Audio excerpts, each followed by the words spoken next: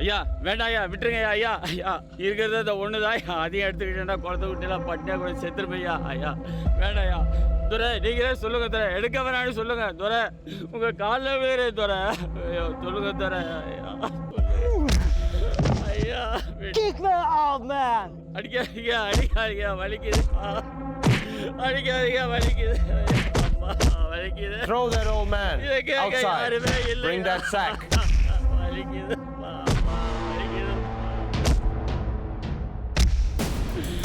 ஐயா விட்டுருங்க ஐயா.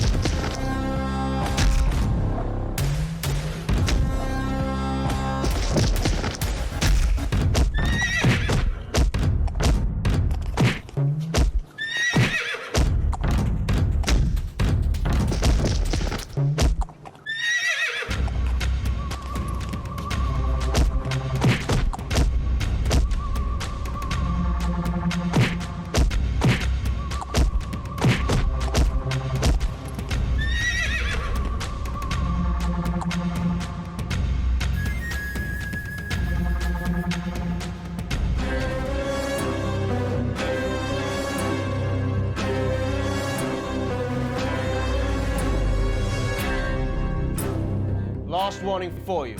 Stay in your place.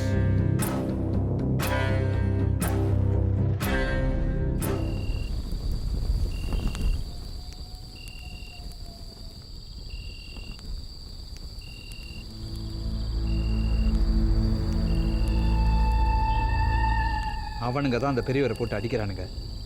நீ எதுக்கு கண்ணா அவனுங்க கிட்ட உன் வீரத்தை கட்டுற? அங்கே நடக்கிறத தடுக்கிறதுக்கு தான் போனேன். ஆனால் அந்த பெரியவரை பூட்ஸு காலில் உதைக்கிறத பார்த்தோன்னே என்னால் தாங்க முடியல. அதுக்கப்புறம் வீரத்தை காட்டாமல் இருக்காது. அதாவது அடிக்க வேண்டிய இடத்துல அடிக்கணும், அடிப்பணிஞ்சு போக வேண்டிய இடத்துல அடிப்பணிஞ்சு போகணும். இப்படி கையாண்டாதான் இந்த வெள்ளையர்களை எதிர்க்க முடியும். அதான சொல்ல வர? என்ன பார்க்குற? நான் என்ன சொல்ல வரேங்கிறது உனக்கு புரியலையா? கண்ணா, நீ செய்கிறது போராட்டம்.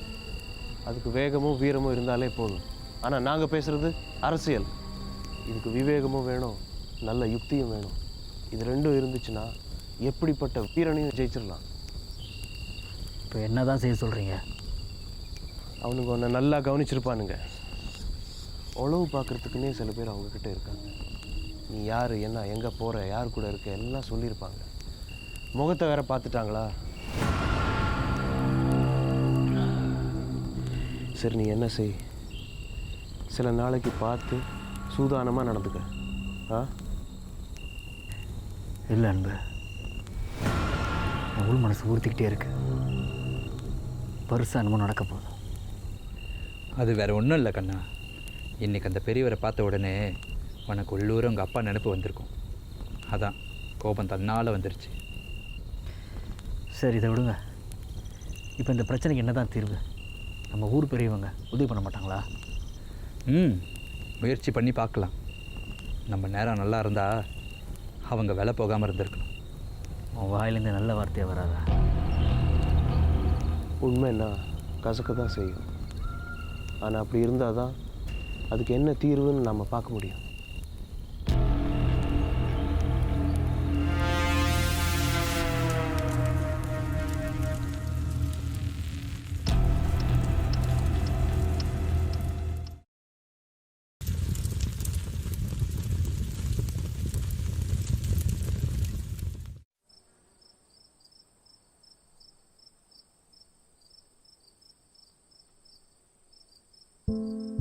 படிக்க வேணாம் நீ.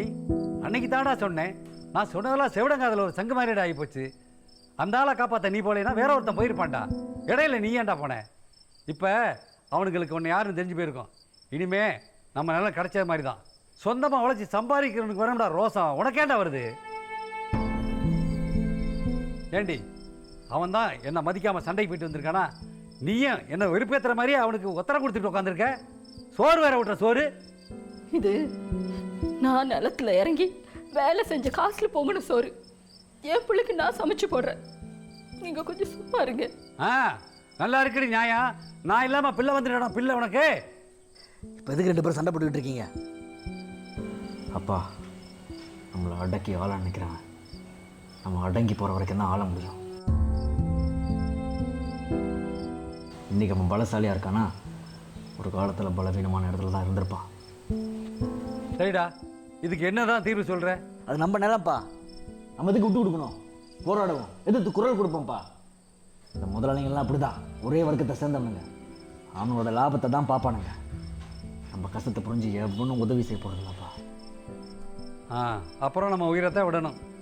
டேய், உனக்கு வேணா உயிர் மேலே ஆசை இல்லாமல் இருக்கலாம். ஆனால் நாங்கள் வாழணும், உன்னை வாழ வச்சு பார்க்கணும்.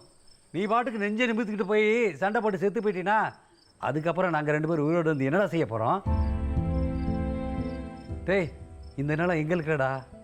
உனக்கு பின்னாடி உன் சந்ததிக்கு. நல்லா யோசனை பண்ணி ஒரு நல்ல முடிவெடு. பேசாமல் விற்றுட்டு வெளியூர் பக்கம் போயிடலான்டா. ஏன், இவங்க அண்ணன் கூட பக்கத்து ஊரில் தான் இருக்கான். அங்கே போய் ஏதாவது தொழில் செஞ்சு பழச்சிக்கலான்டா. சரியா? முடிவெடு. கொஞ்சம் இருப்பா.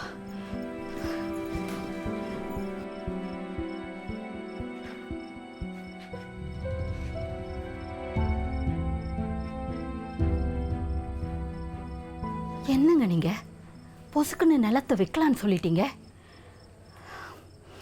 நாம் ஒன்று செய்வோம். நாளைக்கு நம்ம ஊர் ஜமீன்தாரை பார்த்து முறையிடுவோம். அவர் ரொம்ப நல்லவருங்க. எனக்கு நம்பிக்கை இருக்குது. அவரால் முடிஞ்ச நல்லதை நமக்கு நிச்சயமாக செய்வார். இவன் இப்படி பேசிகிட்டு இருக்க வரைக்கும் இந்த பிரச்சனைக்கு முடிவு காணவே முடியாதுடி. ஏங்க, பிள்ளைய திட்டத்தை விட்டுட்டு ஆக வேண்டிய காரியத்தை பார்க்குறீங்களா? எப்போ பாரு அவனை கரிச்சு கொட்டிக்கிட்டு.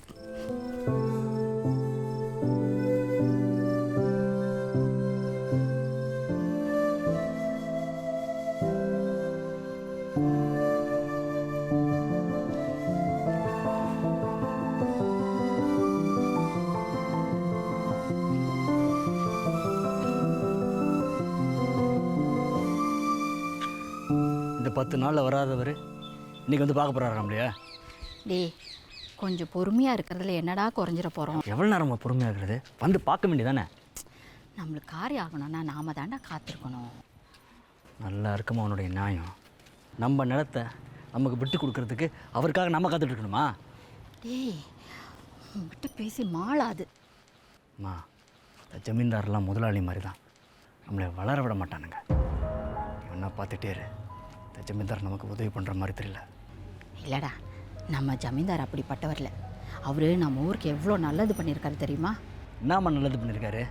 நம்மக்கிட்டேருந்து எடுத்து நமக்கே கொடுக்கறது நல்லதா? டேய், வந்த இடத்துல தகராறு பண்ணாதரா. ஆமாம், உள்ளதை சொன்னால் தகராறு. அம்மா, உங்கள் அப்பா சொன்ன மாதிரி உன்னை இங்கே கூட்டிகிட்டே வந்திருக்கக்கூடாது. என்னை கூட்டி வந்தனால நிலத்தில் கொஞ்சமாவது மிஞ்சம். அவரை நம்பின எல்லாத்தையும் விட்டு என்னை குத்த சொல்லுவார். ஆமாம், உங்கள் அப்பாவை குறை சொல்லலைன்னா உனக்கு தூக்கமே வராதே.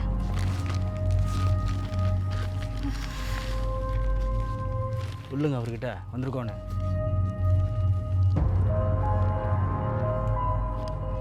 என்ன பேப்பர் இது? சரோஜினி நாயுடு கைது பண்ணிட்டாங்க. யாருடா அது? காந்தியோட நம்ம நாட்டுக்கு போராடுறவங்க. ஒரு முறை இப்படி தான் போராட்டத்தின் காரணத்தினால கைது பண்ணி சிறையில் வச்சுருந்தாங்க பல மாதம். இந்த முறையும் வெள்ளையினை வெளியேறு போராட்டத்தின் காரணத்தினால கைது பண்ணியிருக்காங்க. எத்தனை மாதம் அவங்கள குடும்பப்படுத்த போகிறாங்களோ. இந்த பொண்ணுக்கு ஏன்டா இந்த வேலை? வீடு புருஷன் இல்லாமல் எதுக்கு இந்த போராட்டம் சுதந்திரம்னு? அம்மா, உனக்கு நாட்டு பற்று இல்லையாம்மா? இல்லைடா, எனக்கு வீட்டு பற்று தான் இருக்குது. ஒன்று புரிஞ்சுக்கோ, வீடு நல்லா இருந்தால் தான் நாடு நல்லா இருக்கும். எல்லாரும் இப்படி யோசிச்சா ஊர் உருப்பட்ட மாதிரி தான்.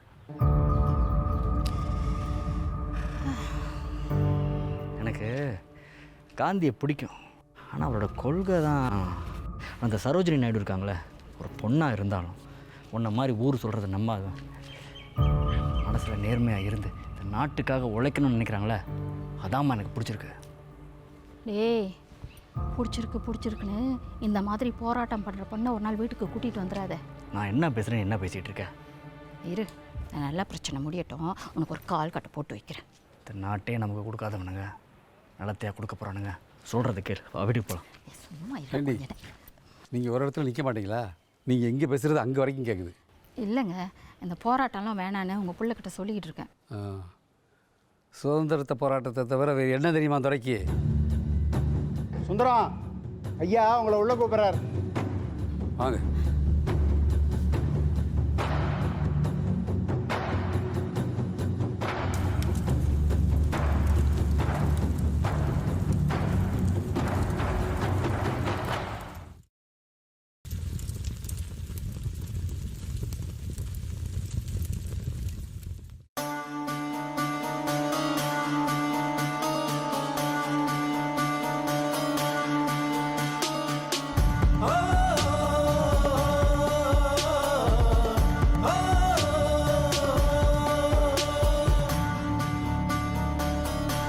நாங்கள் அவ்வளோ நேரம் வெளியே காத்துக்கிட்டு இருந்ததை உங்கள் வேலைக்காரங்க பார்த்து சொல்லியிருப்பாங்களே.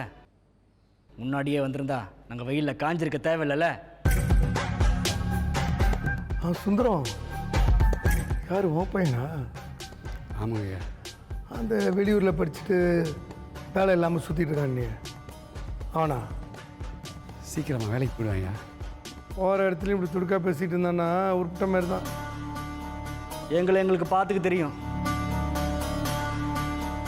நீங்கள் கவலைப்படாதீங்க. டேய், கொஞ்சம் சும்மா இருடா. சரி விடுமா, அவனை சொல்லி என்ன குறை இருக்கு? நான் தான் படித்து சொன்னேன்ல, நம்ம ஊர் பிள்ளைங்களே வெளியூருக்கு படிக்க அனுப்பாதீங்கன்னு. வெளியூருக்கு போயிட்டு நம்முடைய கலாச்சாரம், பழக்க வழக்கம், பண்பாடு எல்லாத்தையும் தொலைச்சிட்டு பெரியவங்களை எப்படி எதிர்த்து பேசுன்றதை மட்டும் கற்றுக்கிட்டு வரணும். சரி அதை விடு, போன வாரம் தான் வயலுக்கு தண்ணியெலாம் வச்சாச்சா? வேறு ஏதாச்சும்? வயல்லாம் நல்லா தாங்க இருக்குது. ஆனால் இவ்வளோ நாள் கஷ்டப்பட்டு பிள்ளை மாதிரி பார்த்துக்கிட்ட அந்த நிலத்தை இப்போ திடீர்னு வெள்ளைக்கார துறை வந்து கேட்குறாரு ஐயா. அதுதான் கொஞ்சம் மனசுக்கு கஷ்டமாக இருக்குது. என்னது, வெள்ளைக்கார துறை வந்து கேட்குறாரா? அதை எப்படி சொல்லி நம்ம கொடுக்க முடியும்? அதெல்லாம் கொடுக்க முடியாது. எனக்கு தெரியா, எப்போயுமே நீ எங்களுக்கு தான் பேசுவீங்கன்னு. ஐயா, ஜமீன்தார் ஐயா, நீங்கள் இருக்கும்போது உங்களை மீறிக்கிட்டு அவர்கிட்ட போய் முடியாதுன்னு சொன்னால் அது முறையில் இருந்தாயா நாங்கள் பேசாமல் இருந்துட்டோம். கரெக்ட். ஆமாம்மா, ஏன்னா நீங்கள் போய் நேராக பேசுன்னு வச்சுங்க, ஏதோ எல்லாம் சேர்ந்துக்கிட்டு புரட்சி பண்ணுறீங்க அப்படின்ற மாதிரி தப்பாயிடும். நீ என்கிட்ட சொல்லிட்டில்ல, பக்குவமாக பேசிட்டு சொல்லி அனுப்புகிறேன், அப்புறமா வந்து பாரு. இங்கே பாருங்க, அது எங்கள் நிலம், அதை விற்கிறதா இல்லை, அவ்வளவுதான். இதுக்கு மேலே என்ன இருக்குது பேசுகிறதுக்கு? கண்ணா சும்மா அப்பா, அப்புறம் என்ன சொல்கிறாருன்னு புரியுதா உங்களுக்கு? தம்பி, புரிய வேண்டிய நேரத்தில் புரியும். சுந்தரம், காப்பி சாப்பிட்டு போ, ஆறிட போகுது. நாங்கள் வர்றோம் ஐயா. ஏய் வாடா.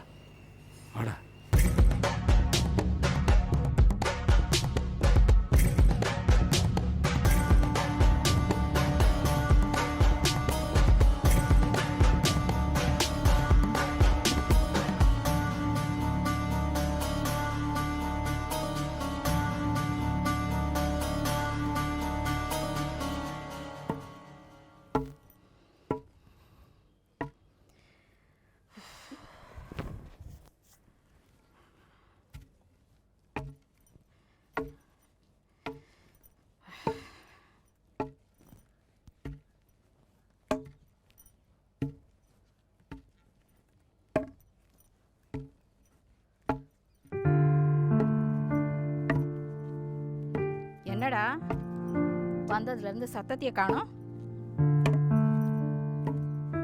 மா, அப்பா என்னை பற்றி என்ன நினைக்கிறாரு? என் பிள்ளைக்கு எப்போ புத்தி வரும், எனக்கு எப்போ நல்ல காலம் பிறக்கும்னு தான். என்னம்மா தப்பு பண்ண? டேய், வேலைக்கு போகாம இப்படி விடுதலை ஈயக்கொண்டு சுத்திக்கிட்டு இருக்கே, அது உனக்கு தப்பா தெரியலையா? மா, எங்கள் வானம், எங்கள் காற்று எவனும் திருட முடியாது. எங்கள் வீடு, எங்கள் நாடு எவனும் நுழைய முடியாது. ஆட்சிங்கிற பேரில் கொள்ளை அடிச்சுக்கிட்டு இருக்கானுங்கம்மா.